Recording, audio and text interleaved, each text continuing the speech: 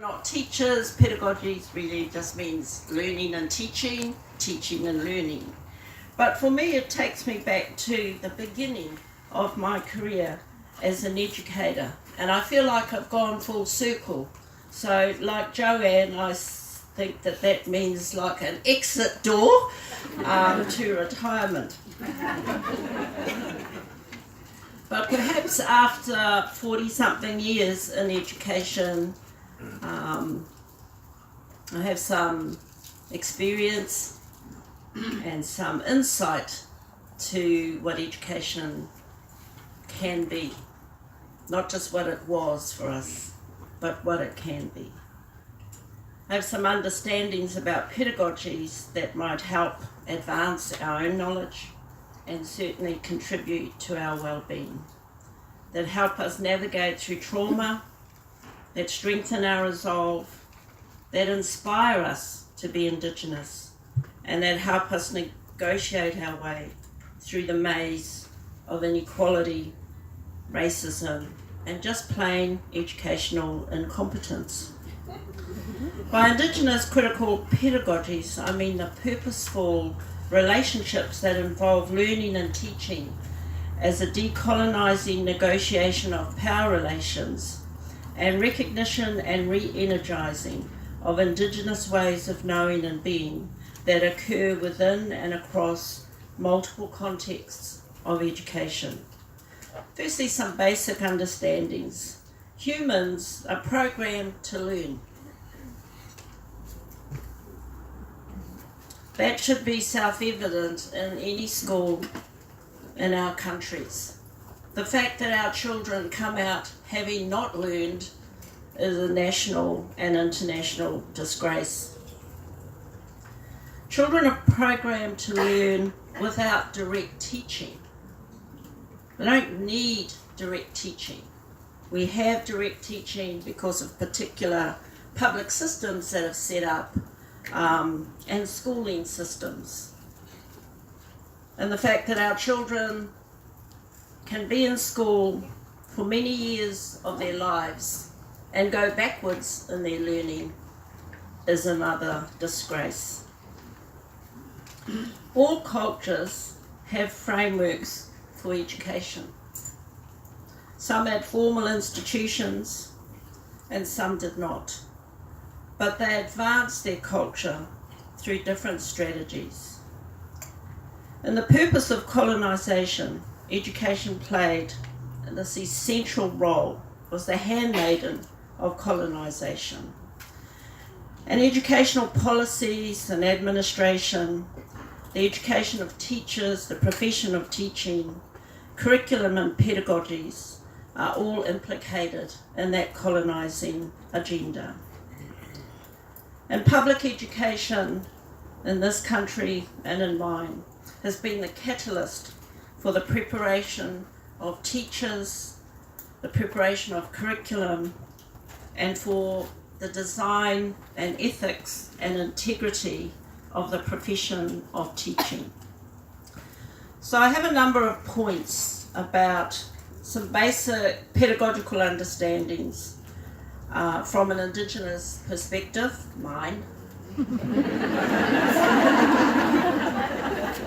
You've already got a flavour of it.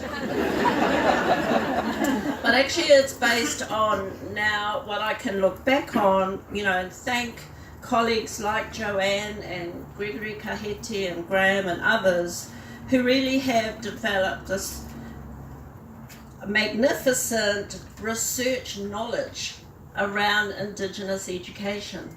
Because I know when we trained, there was nothing. There's nothing by an Indigenous author. There were no Indigenous texts. There was no acknowledgement that Indigenous education was a thing. A thing.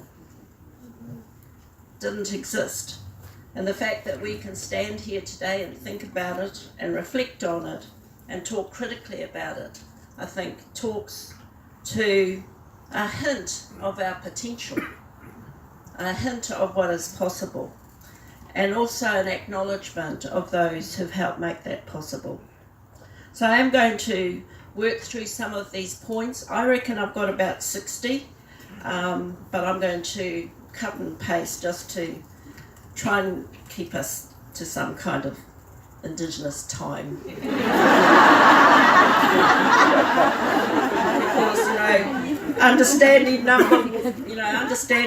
basic understanding number one, Indigenous time and space is thought about differently. Indigenous peoples have diverse frameworks for teaching and learning, and diverse understandings of knowing and being. In many of those frameworks, the process of learning begins long before a child is born. Families, communities, and the environment are important elements of that framework. In some cultures, children were seen to be born with a range of qualities, potentials, relationships, and choices as an essential part of their being and of their innate right to be. Our minds, our bodies, our spirits are precious. Indigenous cultures had philosophies and ideas that informed their view of the human being and their relationships to the earth and other entities on earth. Our pedagogies are not simply the opposite of standard Western public pedagogical practices. Some specific practices we have may be similar to conventional schooling practices, but they are situated in quite different understandings about learning and teaching. Ceremony and dimensions of spirituality exists in all things Indigenous, including pedagogies and curriculum. And relationships and connections are the basis of pedagogy. It is about relationships. It's really important that educators understand the impact of legislation on how Indigenous identities are currently framed and defined. It is also important for educators to see leadership and Indigenous sovereignty within each and every Indigenous learner that they encounter, and to recognise the ancestors who are represented within each child or person. An educator should also interpret the emotions and behaviours of a learner in an Indigenous framework, not just see them as disengaged or angry or not happy or sad, but understand how those emotions are interpreted in our own communities.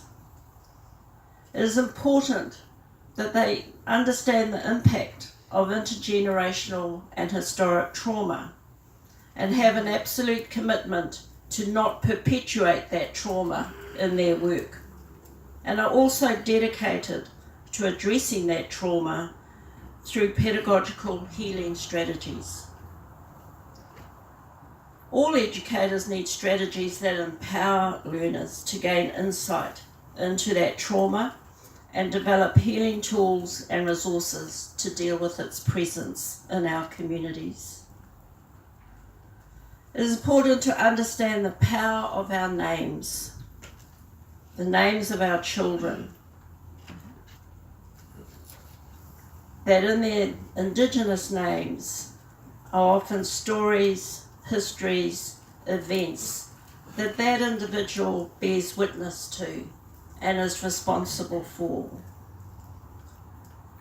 It's also important to understand that our identity as Indigenous is a strength and an honour that should be enhanced by education and not made invisible or assimilated by it.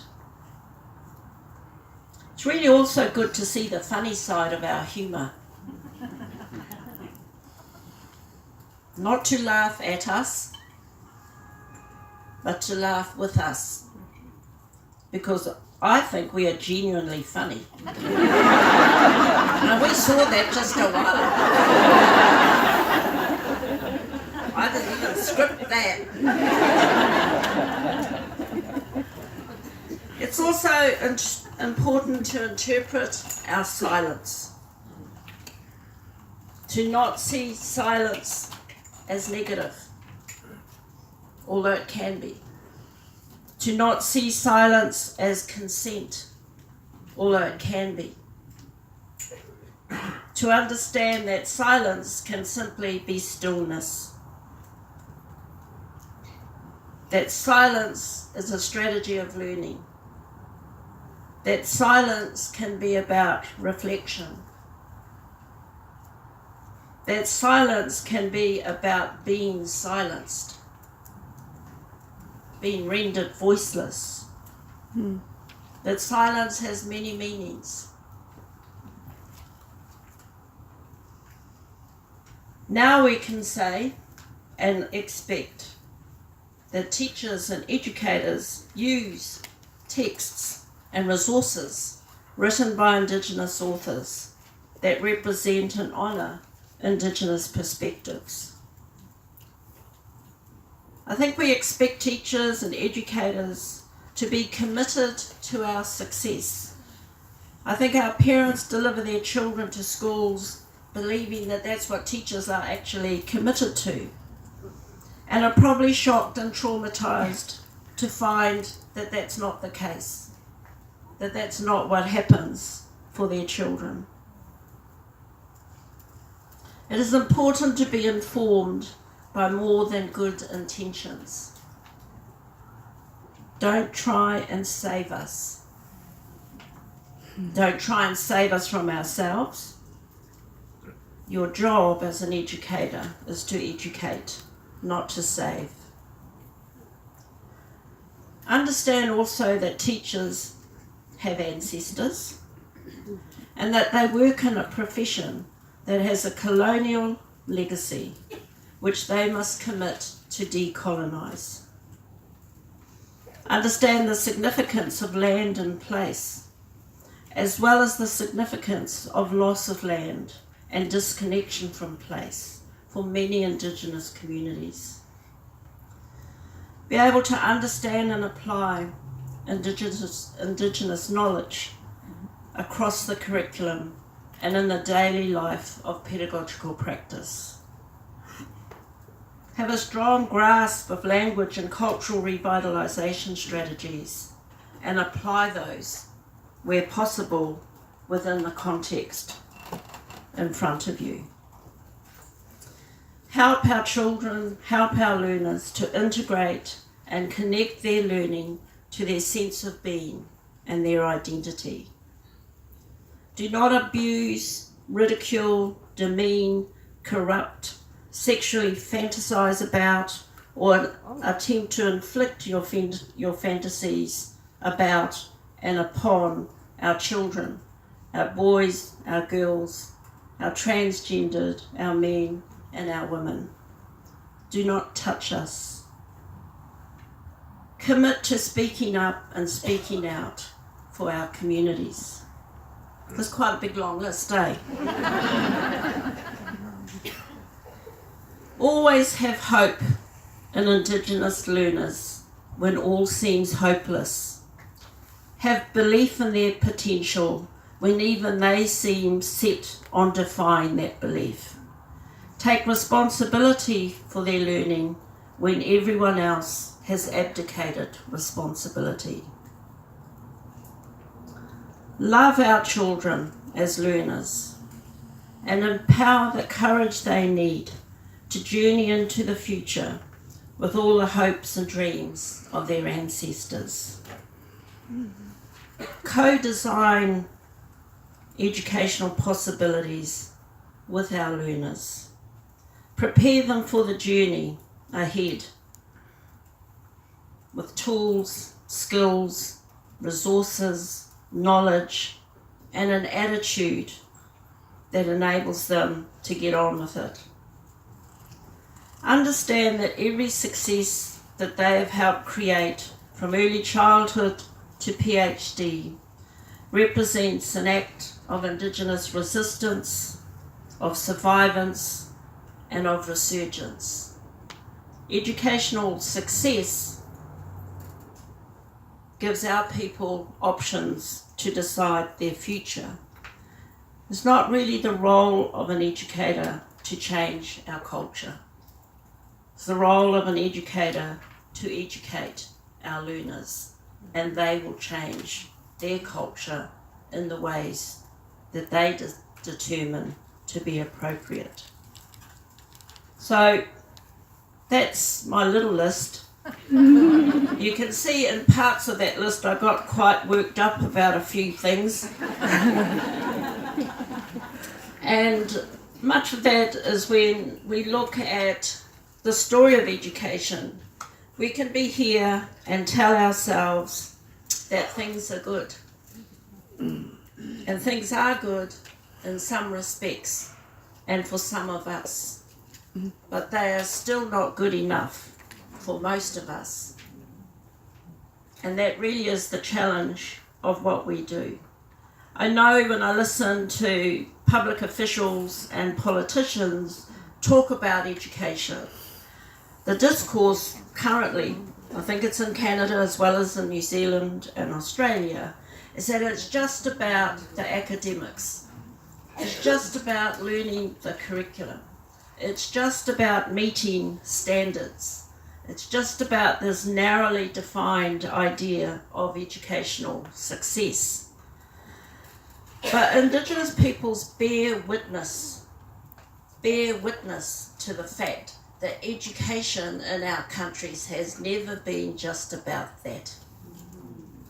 It has never been just about the academics and about these narrow prescriptions of what counts as success. Our witness is to the fact that education can destroy. It is transformative. It can be transformative in both positive and negative ways. It can shape how we see ourselves. It can shape how we understand ourselves. It can shape the way we see others, the way we look at our own children, the way we look at our ancestors. It can silence our voices so we do not speak our language. It can render us helpless. It can render us dependent. It can render us without hope if it is not delivered to us in a way that is both decolonised and transformative.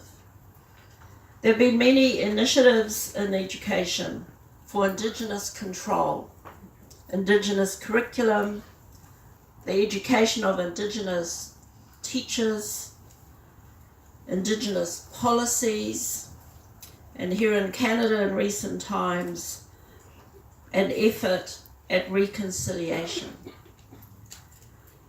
I think our experience in New Zealand shows that that is an intergenerational journey, that we cannot address some of the damage of the past just in what we do today, that we have to train our own people and educators to work tomorrow to continue addressing those issues.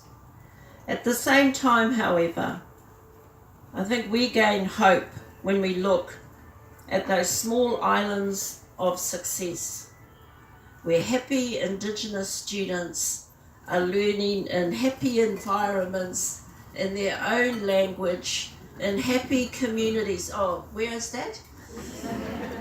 Somewhere in the world is happiness and successful educational environments and great teachers who are informed around Indigenous knowledge and Indigenous pedagogies and can deliver in Indigenous languages and have an eye for the development of Indigenous communities and have a commitment to the future of Indigenous lives. Those aspirations which were reflected in the development of what we know as WIPSI, or the World Indigenous Peoples Conference, remain on the table as an agenda that we have yet to meet. If I go back to my early statements about my career as a teacher, the fact is, I went teaching initially because I could not imagine another career that I could do. And it wasn't until I got into teaching I really understood the power of a teacher.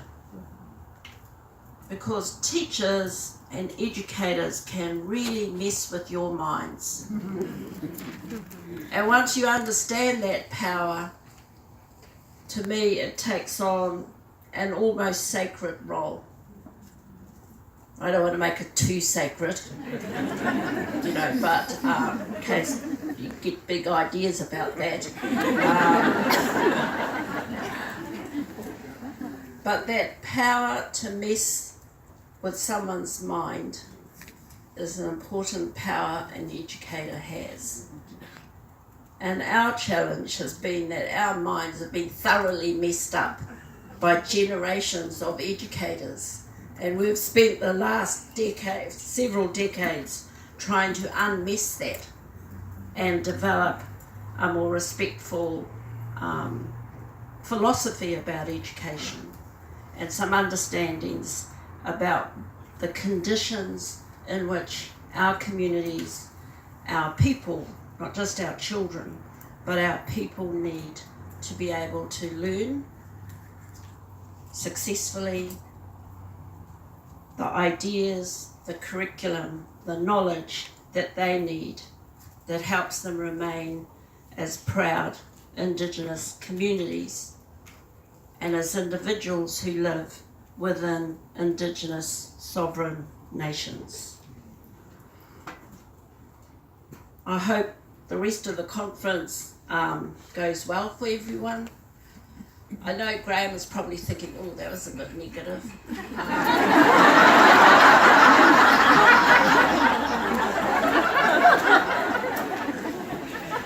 That's why I said it was critical pedagogy.